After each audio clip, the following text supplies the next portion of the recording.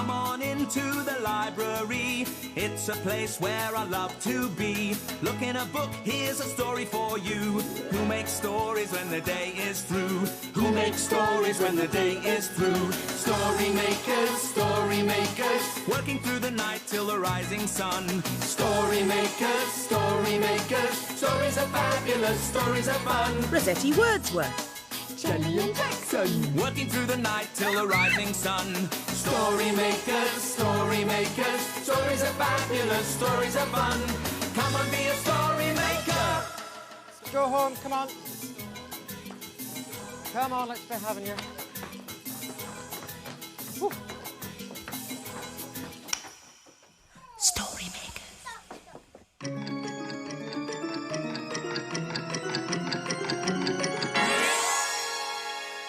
Story makers.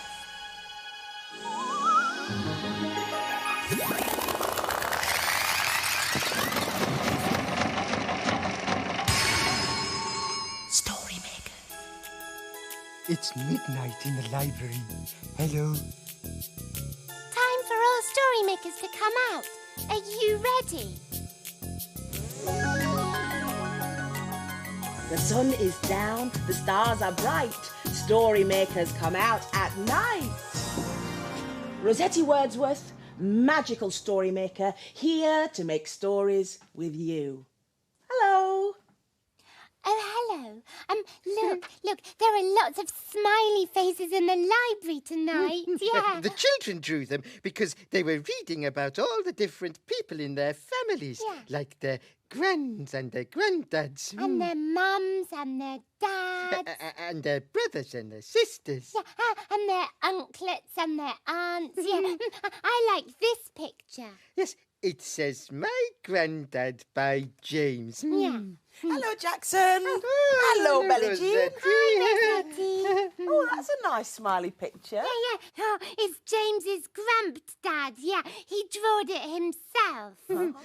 Did you know that some children have sleepovers at their gran and granddad's house? I heard them talking about it. What are sleepovers, Rossetti? Oh, well, when you sleep at someone else's house instead of your own, it's called a sleepover.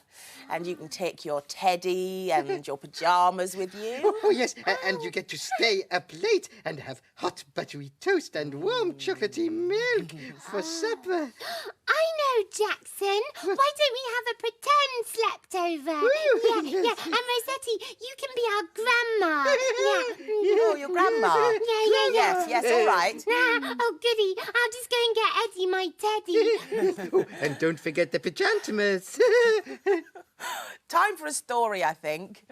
I'll use this picture. Put a grandad into the story machine for a grandad story. Now we need your help. You know what to do, don't you? Imagine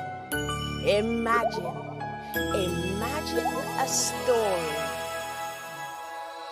What will it be? Oh, it's a playbook. And it's called Grandad's Yard. James is wearing his overalls today. He's off to work hard in his granddad's backyard. But what are they going to make? Grandad is very good with wood. He's always making something. Today he's very busy, so James is going to help him. The shed is crammed with tubs and tins and lots of very useful things. Hammers for hammering nails into wood. Watch your fingers, mind. That's good. Grandad, what are we making today? Asks James. I hope it's a boat so we can sail away. Well, says Grandad, wait and see. It can be anything you want it to be. But first, it needs a lick of paint. Take your time now. Aye, that's great. And soon the painted planks of wood, when nailed together, start to look like something rather wonderful. It is a boat, thinks James, and I am going to sail the seas. Hurry up, Grandad. Are you coming with me? Hold on, says Grandad. You better not start before we put these screws in, or it might fall apart. Then we need to saw these edges off to make it look smart. James helps his Grandad, but all the time he dreams that they are sailing in their wooden boat across the open seas. Grandad saws the final plank. That's done the trick. Now it's time to turn it over and take a look at it. Wow, thinks James. What a bit of luck. Our boat becomes a table when we turn it this way up. Nice work, Grandad.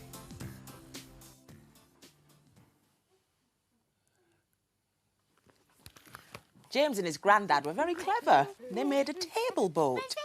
Rossetti, can you be our grandma now? Please, can you? All right then, but I think I might change my voice a bit. Hang on. Oh, hello, Jackson. Hello, Jelly. Have you come to stay at my house tonight? Oh, yes, please. Oh. Oh, this is so exciting. Yeah, this is Eddie. He's my teddy. Yeah, he likes to sleep with me sometimes. Aw, sneezed to meet you, Eddie. Oh, sorry. I haven't got a teddy to sleep with, but sometimes when I'm tucked up in bed, I like to sniff my paw like that. Oh, oh, I see you've brought your sleepover bag. Oh, yes, that's mine. Yes, it looks rather heavy, that one. I've got all my farm animals in it. Oh, so you have. Yes. But they're all jumbled up, so the babies don't know where their mummies are. Oh, don't worry about that, Jackson. We can unjumble them. Oh, good. Hey, now then, oh yes, let's start with the mummy horse. Now, can you see her foal anywhere? Oh, No. is that the foal? There. Yes. There he is. Clippity-clop, clippity-clop. Clip, clip, clop. There we are. I love horses. Yeah, me too, yeah. Now then, oh look, there's the mummy sheep. Now, can you see her lambs anywhere? Oh, yeah, I found one there, yeah. Oh, good girl. Let's put the little lamb with its mummy. There we are. And I've got one too. Oh, yes. Bear. All together. We Bear. have one big family. Grandma, shall we make a story about a mummy and a baby? Can we? Oh, yes. Well, I tell you what, if you get ready for bed, I'll make you a story. Okay. Oh, but what can we use? Oh, I tell you what, I'll fiddle about in my pocket and see what's there. Oh, yeah. Oh, yes. An egg. Yes, well, you know, baby creatures come out of eggs as well. Oh, yes, they do. Like chickens and hens and things. In it goes. Careful not to break it. Now, will you help me? We need lots of imagination. Ready? Imagine a storm. Round and round it goes. Where it stops, nobody knows. Oh, it's a Kevin the Spaceman story. And it's called Mummy.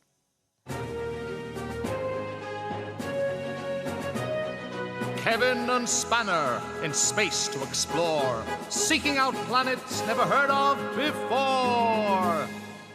The surface of the planet seemed to be curved and very slippery. Landing the rocket had been quite difficult. "Careful, Spanner," warned Kevin. "Don't slip over."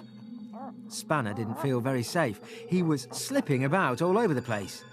He decided to slip and slide towards a patch of grass in the distance. Kevin decided it would be safer to slide along gently on his bottom. Kevin and Spanner realised that the curvy, slippery thing was a huge egg. Crack! Spanner stopped. Something was happening just in front of him on the egg. Crack! There it was again. It seems to be cracking open, said Kevin. With one final crack, the egg broke open and a creature with a blue beak appeared, coughing and spluttering. It was huge. The creature turned and looked straight at Spanner. It cried. Ruff, answered Spanner. Kevin suddenly became serious. I think we'd better look for its real mummy. Ruff, Spanner agreed. With the baby still crying, Kevin and Spanner started to search. Suddenly, the ground started to shake and rumble. Kevin and Spanner were a little afraid. Something very large seemed to be approaching. The rumbling stopped, and then they heard a mournful voice. I've lost my egg! I've lost my egg! Kevin and Spanner looked up. Standing over them was an enormous, pink, hairy creature. Spanner trembled. Excuse me, have you lost something? Kevin called up to the sobbing creature. Yes, I've lost my egg! It cried. It's over here, said Kevin, and it's hatched. We'll show you. And with that, Kevin and Spanner took the creature over to the wailing baby. Mummy! Cried the baby creature. Baby! Cried the big creature. I've found you! And she picked the gurgling baby up with a huge pink hand. Ah, said Kevin and Spanner together. Time to go? Asked Kevin. Ruff, replied Spanner.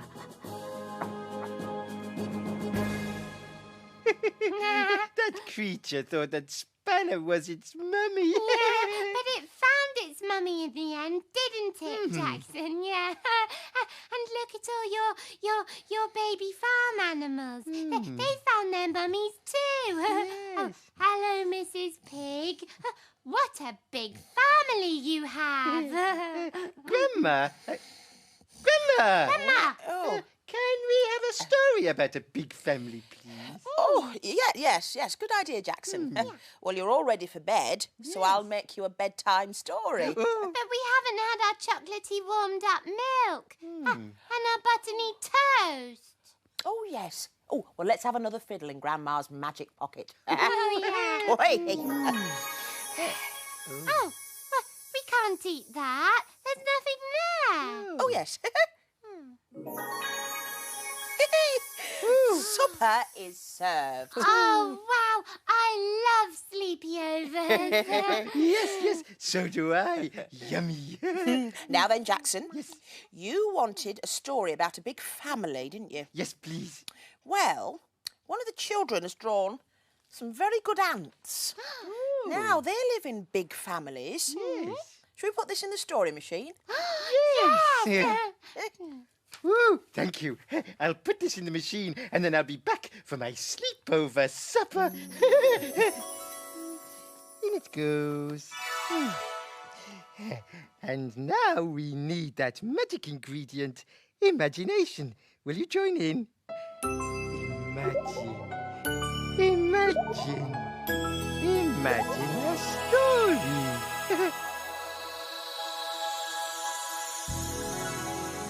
A blue cow story.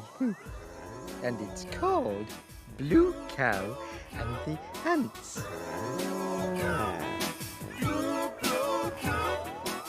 In a field not far away is a herd of cows grazing quietly. One of the cows is most unusual. Blue Cow wonders about the big world beyond her field. One day, Blue Cow was looking at the other cows, who were munching on their own.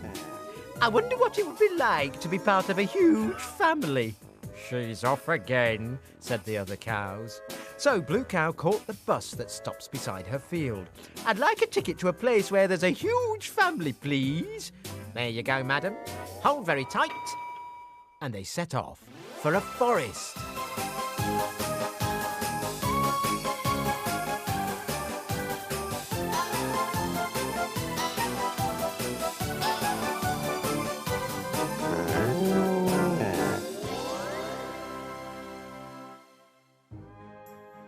And then they arrived. Blue Cow was in a forest, and it was very quiet. Hello? Is anyone there? Called Blue Cow. Hello! Said a tiny, high-pitched voice. Blue Cow peered down at the ground and saw a little insect near her hoof. Hello, I'm Blue Cow, said Blue Cow. Hey there, I'm Alfred the Ant. Said Alfred. Alfred was wearing a big pair of pants. Blue Cow looked down and saw a whole line of ants, all wearing pants too. Oh, why are you all wearing pants? Asked Blue Cow. Because we're the ants in the pants family. Said Alfred. Oh, of course you are, said Blue Cow. Each ant was carrying something. Some had leaves, others had twigs or pieces of fruit. Can I help you carry something? Asked Blue Cow. Oh, please do. When little people work together, they can achieve big things. Said Alfred. Pick something up and follow us. Blue Cow looked around and spotted a huge leaf lying on the ground. She placed it on her back and followed behind the ants. Soon they reached a sunny clearing where there was a huge mound of earth with a door in the side. This is our anthill, said Alfred. The ants carried all their things inside. Ooh, what a nice home. It's lovely, but when the sun shines it gets very hot inside and our pants get all sweaty. Ooh, hot pants. That must be very uncomfortable. Blue Cow tried to take her leaf into the anthill, but it wouldn't go through the door. I think your leaf is too big to fit inside, said Alfred. Then Blue Cow had an idea. There! A sunshade. That should stop your pants from getting so hot. Oh, thanks, Blue Cow, said Alfred. Oh, glad to be of help. When lots of little people work together, they can achieve big things.